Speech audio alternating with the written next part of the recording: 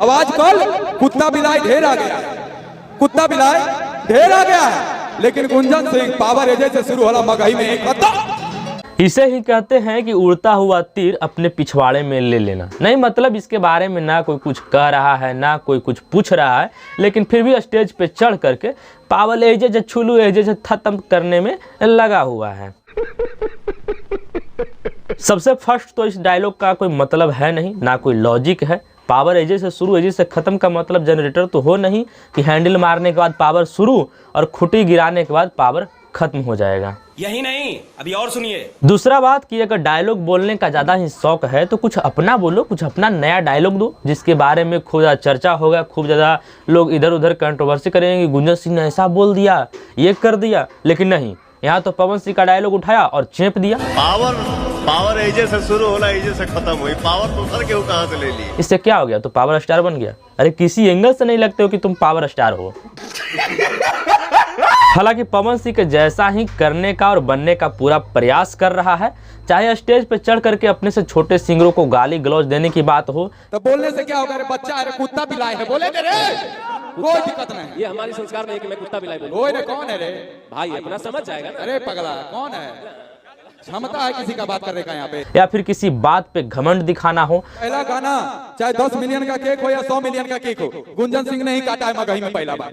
या फिर किसी बात के लिए अकड़ दिखाना हो। कितना आया और कितना गया, लेकिन मैं सबका सम्मान करता हूँ कि मेरे छोटे भाई लोग गा रहे हैं, आगे बढ़ो रे, लेकिन बाप को भूलो नहीं।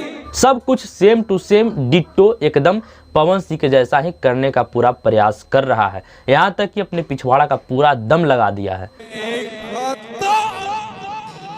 लेकिन कुछ हो नहीं रहा है। हालांकि ये सब करने का वजह कुछ नहीं, बस यही है कि खुद का स्टारडम खत्म हो रहा है, खत्म होने की कगार पे है, और नए नए लड़कों का, नए सिंगरों का स्टारडम पीक पे चढ़ा हुआ है। खुद के गाना पे व्यूज नहीं जा रहा है और नए लड़कों के, नए सिंगरों के गाना पे व्यूज फाड़ करके जा रहा है। तो इसे तो परपरी और भनभनी होना लाजमी है। तो जिसके वजह से बेचारे को किसी तरह से स्टेज शेयर करने का मौका मिल गया और वहाँ पे चढ़ करके डकार करके कुछ भी बक बक बक बक कर दिया। अब इससे ये फ़ायदा होगा कि कुछ दिन तक तो चर्चा जरूर बनेगा, इस पर यूट्यूबर या फिर मीडिया वाला खूब ज़्यादा न्यूज़ को लेकर के या फिर कंट्रोवर्सी को लेकर के खूब ज़्यादा इस पर मुद्दा बनाएंगे, टॉपिक बनाएंगे, और कुछ दिन तक तो गुंजन सिंह चर्चा में जरूर बने रहेंगे। तो इससे तो फायदा होगा ही होगा। बात तो सही है। मतलब कभी कभी भोजपुरी इंडस्ट्री में पवन सिंह और खेसारी लाल के गाना पर व्यूज नहीं जाता है, मतलब डाउनफॉल शुरू हो जाता है, तो क्या करते हैं कि कुछ कंट्रोवर्सी करके या फिर कुछ उस तरह का मुद्दा उछाल करके अपना स्टारडम मेंटेन कर लेते हैं और जो डाउनफॉल शुरू होता है उसको खत्म कर लेते हैं। तो बेचारा वही लॉजिक अपने ऊपर भी लागू करना चाहता है। लेकिन आप लोगों को जानकारी के लिए बता दूं कि कई ऐसे कलाकार पवन सिंह और खेसारी लाल बनने के चक्कर में उनका खटिया खाड़ और पौवा टेढ़ हो गया, लेकिन कुछ हुआ नहीं। और इसका सबसे बड़ा उदाहरण, सबसे बढ़िया उदाहरण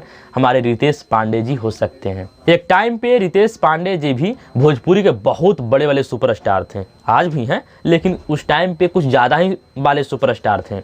और कुछ लोग अंदाज़ा ये लगाने लगे थे कि रितेश पांडे के सामने एक दिन पवन सिंह और खेसारी लाल यादव पानी भरने लगेंगे। और वाकई में रितेश पांडे का गाना हिट हो रहा था, मतलब लगातार कई गाना हिट पे हिट हो रहा था। उधर हाल फिलहाल में आप लोग देख सकते हैं कि एक गाना पे 1 बिलियन व्यूज कंप्लीट हो चुका है ना।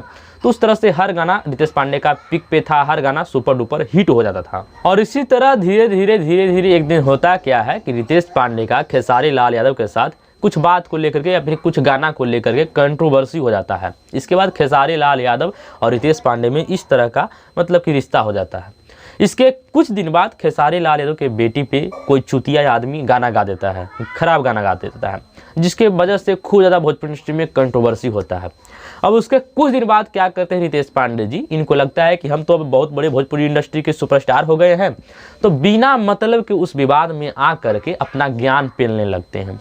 अब इस ज्ञान पेलने के बाद कुछ लोगों को बहुत ज़्यादा नाराज़गी होती है। लोगों को लगता है कि ये रितेश पांडे इस बीच में क्या घुसेड़ रहे हैं अपनी बात को, है ना, बिना मतलब के, ना कुछ लिया है ना दिया है, बिना मतलब के उसमें आकर के चुतियापा करने लगते हैं। अब धीरे धीरे जो इनको बहुत बड़ा सुपरस्टार मतलब इनका पदवी मिलता है, बहुत बड़े वाला स्टारडम मिलता है, वो धीरे धीरे करके डाउन होने लगता है। और आज ऐसा स्थिति हो गया है कि रितेश पांडे का एक गाना एक साल में 100 मिलियन छोड़िए 10 मिलियन व्यूज कंप्लीट करने में, क्रॉस करने में मुश्किल सा हो गया है।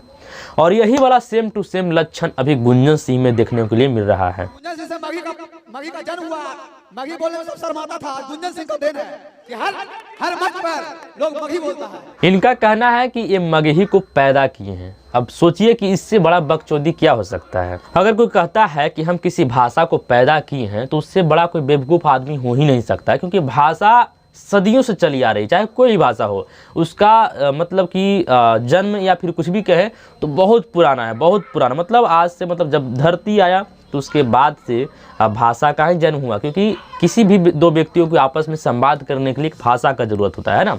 तो भाषा को कोई पैदा नहीं किया है, बल्कि भाषा एक तरह से कह सकते हैं कि मन का आदान प्रदान है ना, मन के भावों को प्रकट करने का आदान प्रदान है। तो ये गुंजन सिंह का कहना है कि हम मगही को पैदा किए हैं, तो ये बहुत बड़ा बेवकूफ़ी हो सकता है। मगही भी एक भाषा है, जैसे आपका भोजपुरी, मैथिली, अवधी हो गया। कह सकते हैं कि ये सभी भाषा एक तरह से आपस में बहन के समान है। जितने भी लोग मगध क्षेत्र से बिलोंग करते हैं उन सबका मातृभाषा मगही होता है। चाहे कोई भी अपना पढ़ाई लिखाई हिंदी में कर ले, अंग्रेजी में कर ले या फिर भोजपुरी में गाना सुन ले, लेकिन उसका जो मातृभाषा है वो मगही ही होता है। चाहे हम ही आप लोगों से आज बात कर रहे हैं हिंदी में, या फिर कभी कभी भोजपुरी बोल देते हैं, या फिर कभी कभी इंग्लिश वाला वर्ड मतलब कि बोल देते हैं, लेकिन हमारा भी जो मातृभाषा है वो मगही ही है। हम लोग का जितना भी मतलब क्षेत्र में लोग बातचीत करते हैं वो स्पेशल रूप से मगही में ही करते हैं। पढ़ाई लिखाई फिर जो कुछ भी हो अलग भाषा में हो जाए, लेकिन हम लोग का मातृभाषा मगही ही है। और मगही एक बहुत ही मीठा भाषा है, भोजपुरी की तरह ही है। तो इसलिए मगही भाषा का अपमान करना बहुत बड़ा बेवकूफ़ी हो सकता है गुंजन सिंह का। इस पे इनको कंट्रोल करना चाहिए और माफ़ी मांगनी चाहिए। और ये बार बार जो कहते हैं कि मगही का पहला गाना हम ही गाए हैं, तो ये भी एकदम फालतू का बात है। क्यों?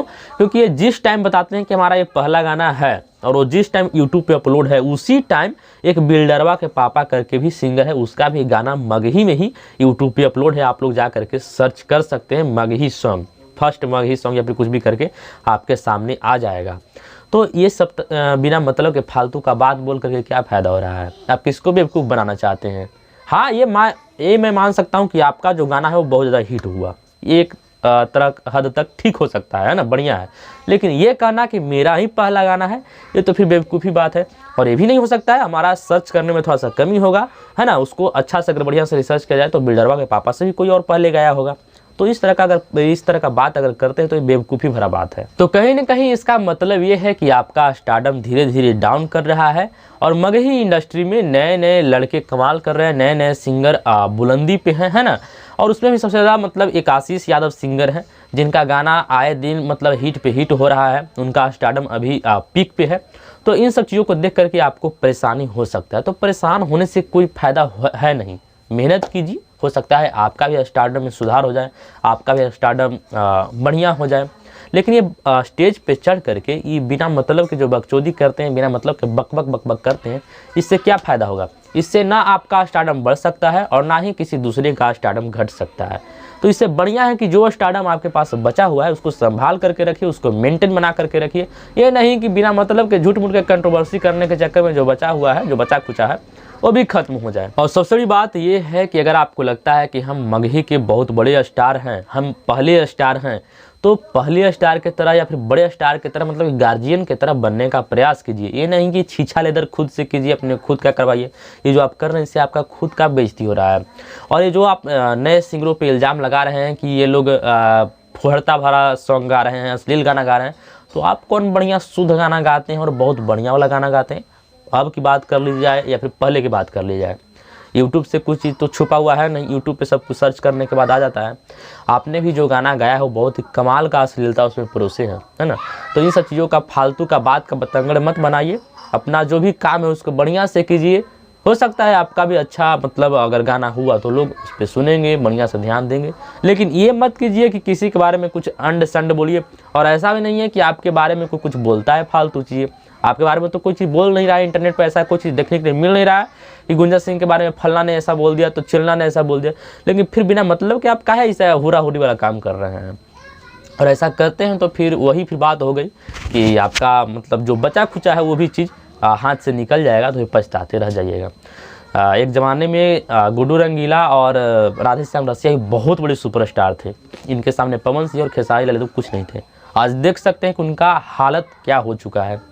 तो तो इसलिए मेरा आपसे सलाह यही है कि इस तरह का हरकत ना करें जो देखने के बाद बहुत ही बेकार और घटिया लगे। बस जो बचा है उसको संभाल करके रखिए, मेंटेन बना करके रखिए, बाकी कोई मतलब उसमें कुछ दिक्कत नहीं है।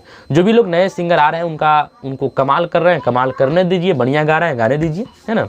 किसी का आप किस्मत नहीं छीन सकते हैं, किसी का आप गला नहीं छीन सकते हैं, या फिर किसी का जो स्टारडम है वो आप नहीं छीन सकते हैं, है ना। बाकी इन सब चीज़ों पे आप लोग की राय क्या है कमेंट बॉक्स में जरूर बताइएगा। ये वीडियो अच्छा लगा हो लाइक कर दीजिएगा, नहीं लगा हो डिसलाइक कर दीजिएगा, ऐसे डिसलाइक माना ही नहीं जाएगा।